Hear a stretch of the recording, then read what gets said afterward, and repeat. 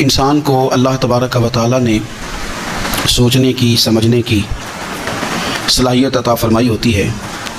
کچھ لوگوں کو مالک کریم اپنے فضل کے ساتھ علم کی دولت عطا کرتا ہے۔ اللہ تعالیٰ فضل اور احسان فرمائے تو کچھ لوگوں کو اللہ تعالیٰ مالی طور پر بھی وسعت عطا فرما دیتا ہے۔ کچھ لوگ ایسے ہوتے ہیں جنہیں اللہ تعالیٰ قوت اور طاقت عطا کرتا ہے، کچھ کو حسن و جمال کی نعمت سے بہرہور فرماتا ہے، لیکن یہ سارا کچھ اللہ کی عطا ہے۔ جب تک انسان ان چیزوں کو اپنے مالک کی عطا سمجھتا ہے تب تک وہ تشکر کرتا ہے، تب تک وہ عاجزی میں رہتا ہے، اور جب وہ سمجھ لیتا ہے نا کہ معاذ اللہ یہ چیزیں میرا حق تھیں، میری ملکیت ہیں، مجھے ملنی ہی چاہیے تھیں، اور میں دیکھو ممتاز ہوں کسی وجہ سے ان چیزوں میں، پھر وہ عجب میں مبتلا ہو جاتا ہے، خود پسندی میں مبتلا ہو جاتا ہے۔ پھر نہ صرف یہ کہ وہ ناشکری کرتا ہے بلکہ بہت سارے مقامات پر وہ اپنے رب کریم کی معاذ اللہ نافرمانی بھی کر جاتا ہے۔ اپنی زندگی کے اندر کبھی بھی ایسا رویہ اختیار نہیں کرنا چاہیے کہ اپنی زبان سے اپنی تعریف کرنی پڑے۔ اہل خیر پر کبھی یہ نوبت نہیں آتی کہ انہیں خود سے بتانا پڑے کہ میں بڑا نیک ہوں، میں نمازی ہوں، میں عبادت گزار ہوں، میں سخی ہوں، خود انہیں اظہار کرنا پڑے۔ دیکھیے، اگر آپ کے اندر کوئی خیر پائی جا رہی ہے تو اس کا اجر بندوں سے تو لینا نہیں، اجر تو اللہ کی بارگاہ سے حاصل کرنا۔ تو پھر بجائے اس کے کہ انسان اپنی نیکیاں گننی شروع کرے، انسان اپنی خوبیوں پر اترانا شروع کرے، انسان اپنے خیر کے کام بتانا شروع کرے، کیا یہ اچھا نہیں کہ وہ قبولیت کی دعا کرے؟ کیا یہ بہتر نہیں کہ وہ عرض کرے مالک جو میں نے تیری بارگاہ میں نذرانہ پیش کیا ہے تو اسے قبول ہی فرما؟ بجائے اس کے کہ وہ تکبر میں آئے، اسے اللہ تعالیٰ کی خفیہ تدبیر سے ڈرنا چاہیے۔ اللہ تعالیٰ نے قرآن مجید میں انسان کی اس نفسیات کا ذکر کیا ہے، اور لوگوں کے اس بات کو اللہ تعالیٰ نے سورہ نجم کے اندر اس طرح بیان کیا ہے، فرمایا فَلَا تُزَكُّوا أَنفُسَكُمْ، اپنے آپ کو ستھرا نہ بتاؤ، اپنی پاکیزگی کا خود بیان نہ کرو۔ فرمایا هُوَ أَعْلَمُ بِمَنِ اتَّقَىٰ، اللہ بہتر جانتا ہے پرہیزگاروں کو، اسے پرہیزگاروں کی زیادہ خبر ہے۔ تم نہ بتاؤ کہ جب سے بڑا ہوا ہوں نماز نہیں چھوڑی، تم نہ بتاؤ کہ میں بہن بھائیوں کو میں نے ہی پالا ہے، تم نہ ذکر کرو کہ فلانے کو روٹی میں نے کھلائی، تم یہ بات نہ کرو کہ فلاں آدمی کے ساتھ میں نے نیکی کی تھی۔ هُوَ أَعْلَمُ بِمَنِ اتَّقَىٰ، اللہ کو بہتر پتہ ہے متقی کون ہے۔ یہ چیزیں اجر والی ہیں، یہ اللہ پہ چھوڑ دو، تم اپنی زبان سے ذکر نہ کرو ورنہ عجب میں مبتلا ہو جاؤ، ورنہ تم ایسی آفت میں آ جاؤ گے جو تمہیں کمزور کر دے۔ ہمارے ہاں تیزی سے لوگوں کے اندر عجب آیا ہے، خود پسندی آئی ہے۔ لوگ 2 4 5 دفعہ اپنے آپ کو اچھا کہتے ہیں، دوسروں کے ساتھ تقابل کرتے ہیں، پھر وہ اس کو طے کر لیتے ہیں کہ میں واقعی دوسروں سے اچھا ہوں، میرے اندر واقعی کچھ خوبیاں زیادہ پائی جاتی ہیں، مجھے واقعی فلاں بزرگ بڑا پیار کرنے لگ گیا، میرا واقعی نام زیادہ ہو گیا ہے۔ اور نہ میرے بھائی، رب کے بندوں کی تو شان یہ ہے کہ راتی ساری کر کر زاری، وہ نیند اکھاں تھی توندے، فجرے وہی گناہگار کا آون تے وہ سب تو نیویں ہوندے۔ اللہ کے بندے کا تو یہ کام ہے کہ عاجزی، انکساری، عجز، وہ قبولیت کی دعا کرے، کسی عجب میں مبتلا نہ ہو، کسی خود پسندی کا شکار نہ ہو۔ حضرت سیدہ عائشہ صدیقہ رضی اللہ تعالیٰ عنہ، قربان جائیں ہماری اماں کے، کیا انداز تربیت ہے، اور کیا اللہ نے انہیں معرفت کا نور عطا فرمایا ہے۔ کسی نے پوچھ لیا اماں جی گناہگار کون ہوتا ہے؟ خاموشی چھا گئی۔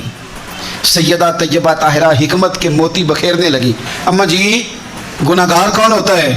تو فرمانے لگی وہی تو گناہگار ہوتا ہے جو اپنے آپ کو نیکوکار سمجھتا ہے، جس نے طے کر لیا نا میں نیک آدمی ہوں، پرہیزگار آدمی ہوں، میں بڑا اچھا ہوں، نمازی ہوں، حاجی ہوں، صوفی ہوں، درویش ہوں، حلال کماتا ہوں۔ یہ جس نے گمان کر لیا نا کہ میں ہی تو ہوں پگڑی کے نیچے چھپا ہوا، میں ہی تو ہوں جس کے چہرے پر داڑھی آئی ہے تو نورانیت بڑھ گئی ہے، میں ہی تو ہوں جو وقت پر مسجد آیا تھا، میں ہی تو ہوں جس نے آگے بڑھ کے سب سے پہلے خیر کا کام کیا۔ فرمایا جس نے کہا نا میں نیک ہوں، وہی تو ہے جس نے گناہگاری کو قبول کر لیا ہے۔ تو میرے بھائی، کبھی بھی کسی بھی مقام پر خود پسندی کا شکار نہ ہوں۔ خود پسندی کا، ایک تو اپنی رائے کو کبھی آخری رائے نہ سمجھیں۔ میں اکثر دوستوں سے کہتا ہوں وہ جی میں نے کہا تھا تو میری مانی نہیں گئی، تو میں نے کہا ہم نے تو آپ سے مشورہ مانگا تھا، ہمیں پتہ ہی نہیں تھا آپ حکم دے رہے ہیں۔ تو مشورے کی بات ہو رہی تھی، یہ تو پتہ ہی نہیں تھا کہ جناب جو ہے وہ کہتے ہیں مستند ہے میرا فرمایا ہوا، مشورہ دیں۔ رائے قبول بھی کی جا سکتی ہے آپ کی، اور رائے رد بھی کی جا سکتی ہے، لیکن نا احد کے میدان میں حضور کی رائے اور تھی، صحابہ کی رائے اور تھی، رسول پاک علیہ السلام نے ان کی رائے کو قبول کیا، فرمایا ان کے جذبات کا خیال کرنا۔ آپ مہربانی کریں، اتنی خود پسندی کا شکار نہ ہوں کہ جو میں نے کہہ دیا ہے تو میری مانی نہیں گئی لہذا سب غلط ہے۔ آپ دوسرے کو موقع دیں۔ جنگ خندق کے موقع پر بڑے بڑے کبار صحابہ کی رائے اور تھی کہ باہر نکلنا چاہیے، باہر نکل کے لڑنا چاہیے، حضرت صدیق اکبر جیسے لوگ، حضرت عمر فاروق مولا علی جیسے لوگ، لیکن حضرت سلمان فارسی رضی اللہ تعالیٰ عنہ نے کہا حضور مدینے میں رہتے ہیں، خندق کھودتے ہیں، تو رسول پاک نے باقی سب کی رائے کو چھوڑا، جناب سلمان فارسی کی رائے کو قبول فرمایا۔ مہربانی کریں، ہمارے ہاں اختلاف اس لیے بڑھ گیا کہ ہم بڑے خود پسند ہیں، ہم بڑے سیانے ہیں، میری بات نہیں مانی لہذا میری چھٹی، بڑی بڑی جماعتیں ٹوٹ جاتی ہیں، بڑے بڑے ادارے فلاپ ہو جاتے ہیں، کیوں کہ ہمیں اپنی رائے بڑی عزیز ہو گئی ہے، ہم اپنی بات چھوڑنے کو تیار نہیں ہوتے۔ کچھ لوگ ایسے ہیں جنہیں اللہ عقل دیتا ہے، عقل خالص خدا کا فضل ہے۔ آپ یقین کریں بہت سارے پڑھے لکھے لوگ بھی سیانے نہیں ہوتے، ڈگری ہوتی ہے شعور نہیں ہوتا۔ اللہ تعالیٰ کچھ لوگوں کو معاملہ فہمی دیتا ہے، کچھ ایسے میں نے لوگ دیکھے ہیں دیہاتوں میں جو بظاہر ان پڑھ ہوتے ہیں پر بڑے معاملہ فہم، بڑے پنچایت کے سمجھدار، بڑے اچھے طریقے سے لوگوں کو اب اللہ تعالیٰ نے عقل دے دی، شعور دے دیا، خدا کا فضل تھا نا، اللہ نے ان کو بولنے کی طاقت دے دی، اپنا معافی ضمیر کہہ سکتے تھے، بات کرنے کی صلاحیت تھی، انہوں نے کیا کیا؟ انہوں نے دھوکہ دینے میں اپنی عقل کو استعمال کرنا شروع کر دیا، فراڈ کرنے شروع کر دی، انہوں نے کہانیاں سنانی شروع کر دی، تو اماں کو بھی کہانی سنا گئے، ابا جی کو بھی کوئی کہانی سنا کے نکل گئے، حتیٰ کہ اپنے مرشد کو بھی کہانی سنا دی، کوئی نہ کوئی سٹوری سنا کے نکل گئے، استاد کو بھی کہانی۔ خدا اگر شعور دے تو اگر آپ اس سے منفی کام لے کے اتنا آگے جا سکتے ہیں تو آپ اپنی عقل کو مثبت جگہ پہ استعمال کریں تو خدا آپ کے شعور سے کام بھی بڑے بڑے لے لیتا ہے، پھر بڑے بڑے کام ہو جاتے ہیں، بڑا اللہ تعالیٰ نواز دیتا ہے۔ لیکن کبھی بھی اپنی صلاحیتوں کا منفی استعمال نہ کریں۔ اگر آپ یہ کہیں کہ ہم نے منفی استعمال ہی کرنا ہے اپنی ان ساری چیزوں کا، تو پھر یاد رکھنا کچھ لوگ دنیا میں آپ کو ایسے بھی ملیں گے، قد بھی بڑا اونچا ہے، رنگ بھی بڑا گورا ہے، چلنے میں انسان بڑا بھلا محسوس ہوتا ہے، لیکن آپ ذرا اس کا بازو اٹھا کے دیکھیں گے تو یہاں ایڈریس لکھا ہوا ہے کہ اس کا ذہنی توازن ٹھیک نہیں۔ اگر کسی کو ملے کرتے پر ایڈریس لکھ دیا ہے، بازو پر لوگوں نے ایڈریس لکھ دیا ہے، اگر کسی کو ملے تو فلاں مقام پہ پہنچا دو۔ وہ ایک دفعہ خبر لگی کسی علاقے کی کہ ایک مقام پہ نا پڑھے لکھے اور مالدار نوجوان بڑی مہنگی گاڑی میں آئے اور ایک بوڑھے شخص کو زبردستی گاڑی میں ڈالنے لگے، اور وہ بوڑھا اتنا غریب تھا کہ فٹ پاتھ کنارے بیٹھ کے وہ خیرات مانگ رہا تھا۔ تو بہت سارے لوگ جمع ہو گئے، پولیس کو بھی بلا لیا گیا۔ جب آئے تو انہوں نے کہا تم اتنے مالدار ہو تو اس فقیر کو کہاں لے جانا چاہتے ہو؟ تو بچے رو پڑے، پہلے بتاتے نہیں تھے لوگوں کو، پھر وہ رو پڑے۔ انہوں نے کہا نہ ہمیں تنگ کرو، لے جانے دو۔ کا مسئلہ کیا؟ کہنے لگے یہ غیر نہیں ہمارے والد ہیں۔ ماجرا کیا؟ کہنے لگے بیچارے بڑے سمجھدار تھے، بزنس مین تھے، سب کچھ تھا، پر نہ اب ذہنی توازن ٹھیک نہیں رہا، اب سارا کچھ ہوتے ہوئے سڑکوں پہ بھیک مانگتے ہیں۔ وہ بے پرواہی ویک سجن دی جتھے کسے دی پیش نہ جاوے، انہیں تاجا والے در در رولے تے وہ منگتے ہیں تخت بٹھاوے۔ سجنا کسے نو کارا ملدا ہی کوئی کعبے خالی آوے۔ تو اگر آج شعور سلامت ہے، شعور، تو پھر تھوڑا خیال کریں۔ کچھ لوگ خود پسندی کا شکار ہو جاتے ہیں، میں سونا بڑا ہوں، میرا رنگ بڑا گورا ہے، یہ ڈھل جاتی ہیں جوانیاں، ختم ہو جاتے ہیں مسئلے۔ یہ خدا معاف کرے تو چند لمحوں چند مہینوں کی بیماریاں چھین کے لے جاتی ہیں وجود کی طاقتیں۔ یہ کبھی ان سونے جوانوں کو دیکھو جن کا قد کاٹ بڑا عروج پہ تھا اور چیزیں بڑی اعلیٰ تھیں، لیکن جب وہ بیمار ہوئے تو ان کی حالت یہ ہو گئی کہ اب پوچھنے والا کوئی نہیں، اب کوئی شخص نہیں جو ان کو پانی کا گلاس بھی دے سکے، اب کوئی نہیں جو ان کے قریب بھی جا سکے، اب کوئی شخص ایسا نہیں۔ ان کو دیکھ کے محسوس ہوتا ہے کہ یہ ڈھانچہ ہے، ان کے پاس گوشت موجود ہے ہی نہیں۔ میرے عزیز، اگر آپ تھوڑا سا اپنے اوپر توجہ دیں، میرے رسول پاک صلی اللہ تعالیٰ علیہ وسلم نے نا ہماری تربیت فرمائی، کسی جگہ بھی حسن ہو، دولت ہو۔ اچھا پھر یہی معاملہ دولت کا ہے، دولت محنت سے نہیں ملتی، خدا کے فضل سے ملتی۔ بڑے بڑے سمجھدار لوگ رہ جاتے ہیں۔ حضرت میاں صاحب نے کہا تھا میں بیوقوفاں دے نوکر ویکھے دانش مند سیانے۔ یہ خدا کے فضل سے پیسہ ملتا ہے۔ اب لوگ سمجھتے ہیں میری بڑی عقل ہے، میں بڑا تیز ہوں، میں نے بڑے پیسے کما لی۔ کچھ لوگ پھر انہیں حقیر لگنے لگتے ہیں، معاذ اللہ۔ وہ کہتے ہیں دیکھو کپڑے کس طرح کے پہن کے آ گئے۔ آپ یقین کریں ایسے لوگ دیکھیں جو لوگوں کے کپڑے دیکھ کے، جو لوگوں کا حلیہ دیکھ کے، لوگوں کا لباس دیکھ کے ان پر تنقید کرتے ہیں۔ یہ کمال ہے میرے کریم کا کہ حضور کے کبھی ایک سائڈ پہ بلال حبشی بیٹھے ہوتے تھے، اور کبھی صہیب رومی بیٹھے ہوتے تھے، اور کبھی عمار بن یاسر بیٹھے ہوتے تھے۔ قربان جائیں کیا شان ہے۔ کسی نے کہا یا رسول اللہ ہر وقت غریبوں کے بیچ نظر آتے ہیں، فرمایا تم یہاں کی بات کرتے ہو، میں تو جب جنت میں جاؤں گا تو پھر بھی آگے پیچھے دائیں بائیں غریب لوگ ہی ہوں گے، انہی کے بیچ سارے سنور کے جاؤں گا۔ کچھ لوگوں کا مسئلہ برادری کا ہے، ان کی برادری بہت بڑی ہے، قبیلہ بہت بڑا ہے، اوہو انہوں کسی نے بتا دیا ہے کہ جناب تو بہت عظیم الشان قبیلے سے تعلق رکھتا ہے، تیرا بہت بڑا منصب ہے، بڑا مقام ہے، تجھے تو لوگ چودھری صاحب کہتے ہیں۔ کل بھی میں نے دیکھا ہے 15-20 لوگ کہہ رہے تھے کہ تیرا قبیلہ بہت بڑا ہے، بہت بڑی تیری برادری ہے۔ فتح مکہ ہوا تو امام غزالی رحمۃ اللہ تعالیٰ علیہ فرماتے ہیں کہ نبی پاک صلی اللہ علیہ وسلم نے نا سیدنا بلال حبشی کو کعبے کی چھت پہ کھڑا کیا۔ یہ کس نے ذروں کو اٹھایا اور صحرا کر دیا، یہ دیکھو کس نے قطروں کو ملایا اور دریا کر دیا، کس کی حکمت نے یتیموں کو کیا در یتیم اور غلاموں کو دنیا بھر کا مولا کر دیا۔ نبی پاک صلی اللہ علیہ وسلم نے سیدنا بلال کو کعبے کی چھت پہ کھڑا کیا تو حارث بن ہشام اور سہیل بن عمر یہ کہنے لگے دیکھو ایک سیاہ فام کو اذان دینے کھڑا کر دیا ہے. ان کا خیال تھا کہ قریشیوں میں سے، ہاشمیوں میں سے، اہل مکہ میں سے کوئی کھڑا ہوتا. ایک سیاہ فام حبشی کعبے کی چھت پہ چڑھا دیا. یہ خود پسندی ہے نا کہ ہم فلاں بن فلاں بن فلاں ہوتے ہیں، فلاں کو کھڑا کر دیا ہے. اللہ تعالیٰ نے آیت نازل کر دی، فرمایا ان اکرمکم عند اللہ اتقاکم. فرمایا اللہ کی نظر میں معزز وہ ہے جو زیادہ پرہیزگار ہے، جو تقوی میں زیادہ ہے. میرے نبی پاک صلی اللہ تعالیٰ علیہ وسلم سے پوچھا تھا صحابہ نے، یا رسول اللہ صلی اللہ تعالیٰ علیہ وسلم لوگوں میں معزز کون ہوتا ہے؟ مال والا، دولت والا، منصب والا، برادری والا، قبیلے والا، یا جس کے پیچھے لوگ زیادہ چلتے ہوں؟ یا رسول اللہ لوگوں میں معزز کون ہوتا ہے؟ اعزاز والا، عزت والا بندہ کون ہے؟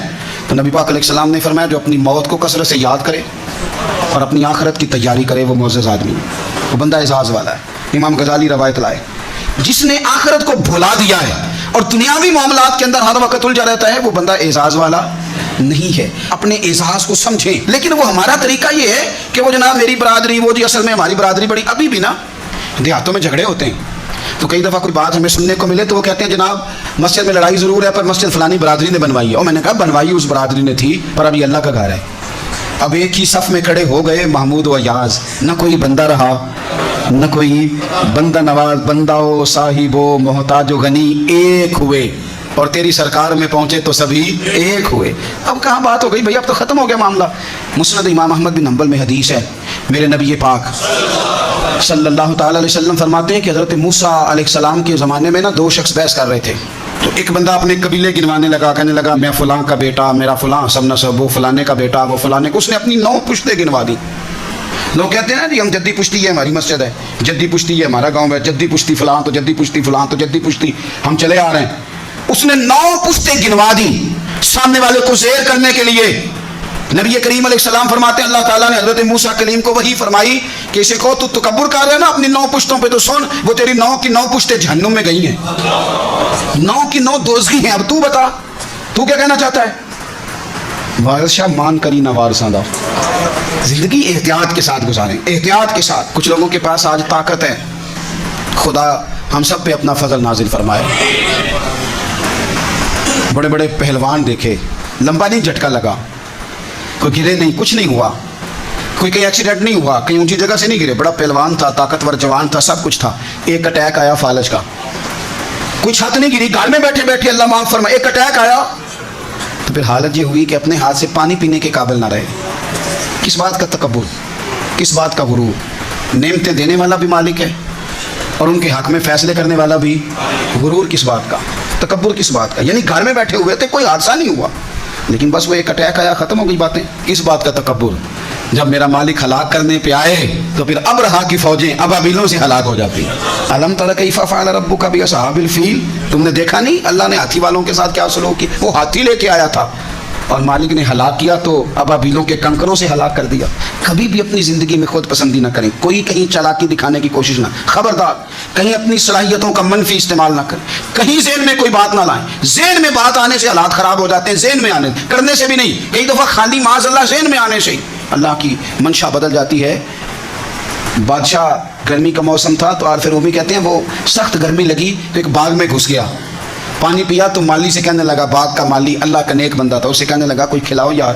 اس نے پہلے پانی پلایا، پھر ایک انار توڑ کے بڑا خوبصورت بادشاہ کو پیش کیا. بادشاہ نے کھایا تو بڑا میٹھا پھل تھا، تو اندر ہی خیال آ گیا کہ یہ تو میرے علاقے میں یہ باغ، قبضہ نہ کر لوں، اس پر قابض نہ ہو جاؤں.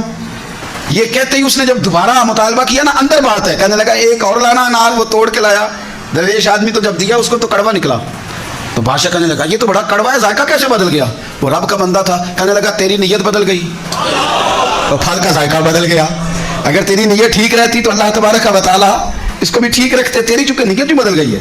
ہماری بہت ساری جگہوں پہ ارادے، نیتیں، ہم بڑے تیز ہیں، اللہ جانتا ہے، بڑے سیانے. ہمیں تو یوں محسوس ہوتا ہے کہ جیسے ہم آئے ہیں لوگوں کو فیض دینے، ہم آئے ہیں مشورہ دینے، ہم ہیں جناب سارا کچھ صحیح کرنے والے. عجب سے بچیں، خود پسندی سے بچیں، دکھلاوے سے بچیں، ریاکاری سے بچیں، اپنی ان ساری. اور ایک بات اور، دعائی تب اثر کرتی ہے جب رب چاہے، تعلقات تب اثر کرتے ہیں جب رب چاہے. آپ کو کوئی چیز بھی اس وقت موافق آتی ہے جب اللہ چاہے، جب اللہ نہ چاہے، اللہ نہ جب چاہے. خواجہ حسن بصری رحمۃ اللہ علیہ فرماتے ہیں میں ایک بادشاہ سے ملنے گیا، مصر کے بادشاہ سے. تو اپنے گاؤں گیا ہوا تھا، مجھے پیچھے جانے کا موقع ملا تو ایک قبر پہ کھڑا تھا بادشاہ. پہلے حسین و جمیل عورتیں آئیں، کچھ دیر قبر پہ کھڑی رہیں، پھر وہ چلی گئی. اور اس کے بعد بڑے بڑے علماء آئے، قبر پہ کھڑے ہوئے چلے گئے. پھر بڑے فوجی آئے، جرنیل آئے، اسلحے کے ساتھ قبر پہ کھڑے ہوئے چلے گئے. پھر بادشاہ نے ساری دولت منگائی، ہیرے جواہرات قبر پہ قریب رکھے گئے. پھر بادشاہ آیا، اس نے اپنے سر سے پگڑی اتاری، قبر کے پیروں والی سائڈ پہ رکھ کے وہ کھول کے رویا. پھر دور ایک کونے میں ہٹ کے سجدے میں گرا. حضرت حسن بصری رحمۃ اللہ علیہ فرماتے ہیں میں نے کہا یہ ماجرا کیا ہے؟ تو کہا بادشاہ کا ایک ہی بیٹا تھا، بیمار ہو گیا، دنیا کے مہنگے مہنگے طبیب بلائے، ٹھیک نہ ہو سکا. بادشاہ ہر سال اس قبر پہ آتا ہے، عورتیں بھی آتی ہیں تو کہتا ہے پتر اگر سارا حسن دیکھ کے تجھے بچایا جا سکتا تو میں تجھے بچا لیتا. پھر علماء آتے ہیں تو بادشاہ کہتا ہے پتر اگر سارا علم لگا کے تجھے بچایا جا سکتا تو میں تجھے بچا لیتا. پھر سارے فوجی آتے ہیں تو بادشاہ کہتا ہے پتر اگر ساری طاقت لڑا کے بچایا جا سکتا تو میں تجھے بچا لیتا. پر ہیرے جواہرات رکھ کے کہتا ہے پتر میں ساری دولت قربان کر دیتا پر تجھے جانے نہ دیتا. پھر وہ سر سے تاج اتار کے قبر پہ رکھ کے کہتا پتر میں بادشاہ ہوں، میں حکومت کی پرواہ نہ کرتا، مانگ کے روٹی کھا لیتا، لیکن حکومت دے کے تجھے بچایا جا سکتا تو میں تجھے. پھر رو کے کہتا ہے وہ غالب حکمت والا ہے جو تجھے لے گیا ہے، اس کی حکمت ہی غالب آتی ہے، اسی کا غلبہ ہے، وہی قدرت والا ہے، وہی طاقت والا ہے، کوئی اس کے دربار میں اس کے اذن کے بغیر دم مارنے کی جرت نہیں رکھتا.